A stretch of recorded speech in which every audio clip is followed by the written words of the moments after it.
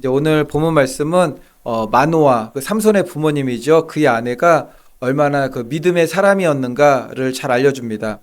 그러니까 하나님의 사자가 나타나서 자녀의 그 출산할 것을, 태어날 것을, 그리고 그가 어떤 일을 할 것을 예고하였습니다.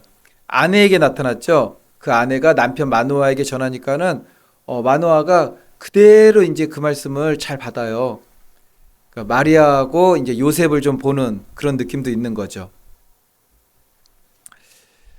그러니까 마노아 부부에게 하나님이 약속하신 아이를 어떻게 이제 양육해야 되는지, 이제 길러야 되는지 자세하게 말씀을 해줍니다. 근데 이 말씀은 이제 민수기 6장에 나오는 나실인의 규례예요. 자녀가 태어날 것이고 이제 삼손이잖아요. 그 아이가 나실인이 될 건데 나실인으로서 어떻게 키워야 될 것인가. 그러니까 민수기 6장에 나실인 규례가 나오는데 포도주나 독주를 마시지 않고 포도주나 독주를 그러니까 술 마시지 말라는 거죠. 머리털을 밀지 말고 삼손이 그래서 머리가 무성했습니다. 시체를 만지지 않을 것, 이제 부정하게 되지 말라는 거죠. 그 말씀에 복종하며 순종하며 살아야 된다라는 겁니다.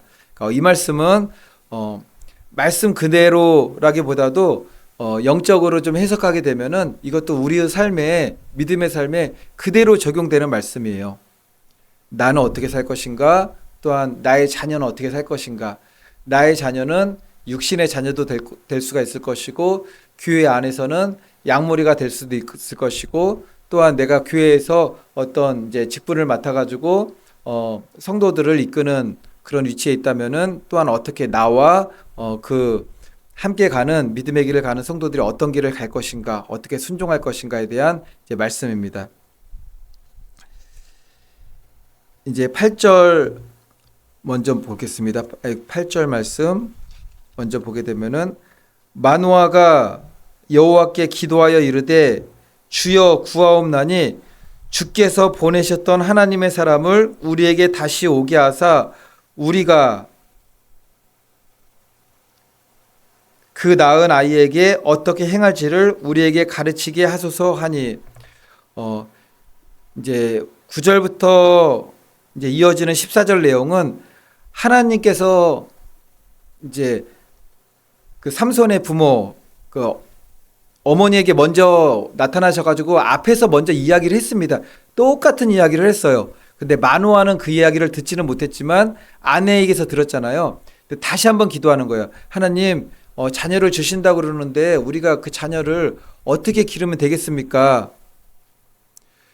여기서 하나님의 사자가 마노아 부부에게 이제 전하게 되죠. 전하게 되는데 전한 말을 보게 되면 어떤 말이냐면은 이전에 마노아의 아내에게 전했던 말하고 똑같은 말이에요. 다른 말이 아니에요. 다른 말이 똑같은 말을 전합니다. 그래서 어떻게 보면은 왜 하셨던 말씀인데 그거를 기억을 하지 못하고 또 그 말씀을 해달라고 그러는가. 이제 여기서는 우리가 하나님의 사자 천사라고 그러니까 명령을 받아 그 일을 하겠지만 만약에 누군가한테 그 얘기를 해달라 그러면은 전하는 사람 입장에서는 내가 했던 얘기인데 그 얘기를 가서 똑같은 얘기를 또 해야 되나? 2번이니까 망정이지 3번 얘기하고 4번 또 해달라 그러면은 그걸 어떻게 할 것인가? 근데 이것을 오늘 말씀을 우리들 자신에게 한번 적용해 보는 거예요. 오늘날 그리스도인들은 복음 전하는 사람들이잖아요. 전도하는 사람들이잖아요. 우리가 믿지 않는 불신자들이나 믿지만 믿음이 연약한 이들에게 말씀을 전하는 일이 이와 같다라는 거예요. 예수님께서 전하시는 마태복음 5장, 6장, 7장 산상수훈 말씀 이거 잘 아실 거예요.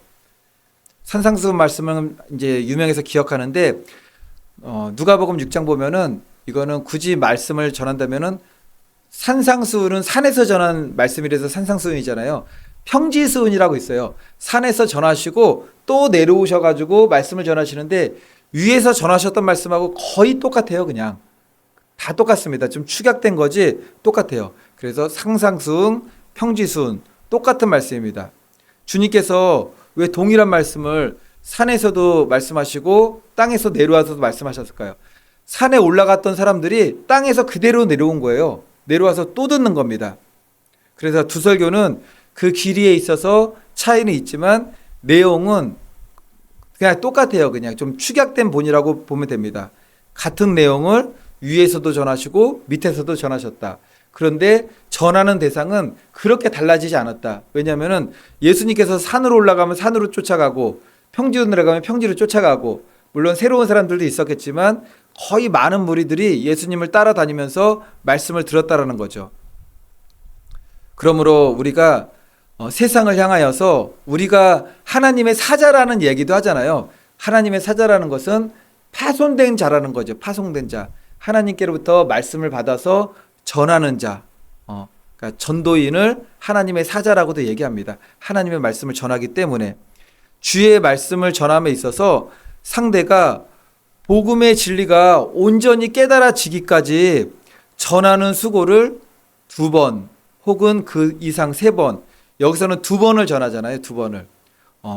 구약 성경에서 숫자 2이라는 숫자는 또 완전수이기도 해요. 왜냐면은 하나님의 말씀을 전할 때 그걸 증인 삼잖아요. 증인. 그 증인이 몇 사람이 돼야 되는 거죠? 2-3사람의 증인이라고 그러잖아요. 2-3사람의 증인. 요한계시록에 이제 2증인이 나오는데 그래서 2증인이에요. 말씀을 확증한다고 해서 하나님의 사자가 이제 삼손의 부모에게 나타나서 삼손의 어머니에게 전했던 말씀을 마누아가 이야기하는데 다시 어머니한테 다시 와가지고 또 전해요. 그걸 이제 마누아가 듣게 되는데 2번을 연거푸 전하게 되는 거죠. 똑같은 내용을. 전하는 자도 전하는 수고를 마다하지 않고 말씀을 듣는 자도 다시 구하는 거죠. 말씀이 온전히 깨달아질 때까지. 우리가 진리의 말씀이라는 것은 한 번 듣고서 다 깨달아지지가 않습니다. 아시는 것지만 말씀을 들으면은 깨달아지는데 말씀은 계속 깊이 들어가는 거죠. 계속 깊이 들어가고 그 들어가는 말씀이 나에게 확증이 되는 겁니다. 그래서 우리가 하나님의 말씀을 전한다고 하는 이들은 우리가 전할 때 한 번에 알아듣는 분들이 계시나요?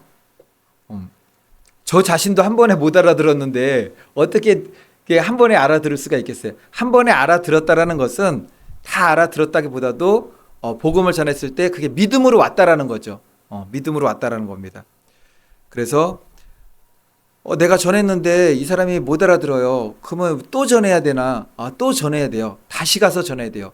여기서 하나님의 사자가 삼손의 부모 마누아의 기도에 응답하여서 가서 동일한 것을 전했던 것처럼 동일하게 전해야 된다라는 것입니다. 오늘 말씀의 교훈은 이거죠.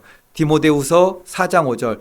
그러나 너는 모든 일에 근신하여 고난을 받으며 전도인의 일을 하며 내 직무를 다하라. 전도인의 일을 해요. 전도인의. 그리고 내 직무를 다해요. 그게 뭐죠? 때를 얻든지 못 얻든지 1번, 2번, 3번. 우리 하나님께서 성령님께서 마음에 감동을 주셔서 야, 그 집에는 더 이상 갔지 마. 너 발에 그 먼지를 신의 먼지를 털어버리고 다른 데로 옮겨라고 할 때까지는 계속 가서 전하는 거죠. 바라기는 저와 성도님들 모두 구원으로 이끄시는 그 복음의 말씀은 한 번으로 그치지 않아요. 2번, 3번 계속 전하는 겁니다. 때를 얻든지 못 얻든지 계속 전하는 거예요. 바라기는 저와 성도님들 모두 그렇게 인내함을 가지고 저희들이 전하는 자가 되잖아요. 전하는 자의 수고를 마다하지 않고 부름이 있을 때 마누아처럼 부르는 사람들이 분명히 있어요. 여길 와서 우리를 도우라 이렇게 부르는 게 있어요. 육신으로는 막 거부하는데 그 영은 부르는 거죠. 여길 와서 우리를 도우라. 그때 가야 돼요. 와서 도우라고 해서 전하는데 안 들어요. 또 가는 거죠. 계속 가는 겁니다. 그런 믿음의 길을 가며 전도인의 직무를 충성스럽게 감당하는 저와 우리 오직 예수교회 성도님들 되시기를 예수님의 이름으로 축원을 드리겠습니다.